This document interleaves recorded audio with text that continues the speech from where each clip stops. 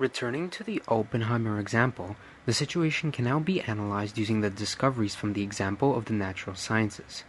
Oppenheimer knew that the Manhattan Project had the intent of making a bomb to drop onto enemy territory, meaning that not only was the final product unethical to a large extent, but since every scientist knew that they were creating a weapon of mass destruction, the creative process is also immoral. For example, using a utilitarianist perspective, the immediate consequences of the final product are unethical to a large extent.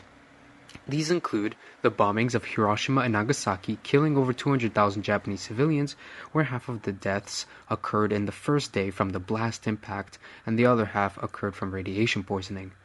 However, the later discoveries made from the contributions of Oppenheimer to the field of nuclear physics, such as the development of radiotherapy for cancer patients, can outweigh the negative immediate consequences because the 80% of people that are saved from every course of radiotherapy are much happier due to Oppenheimer's revolutionary discoveries.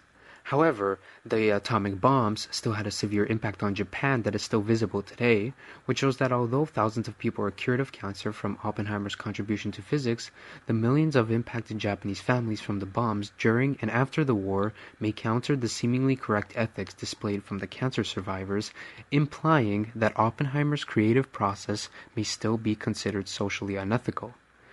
The morality can also be analyzed through a Kantian perspective.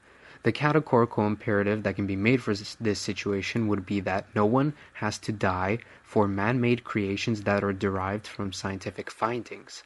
This is valid because it is logical.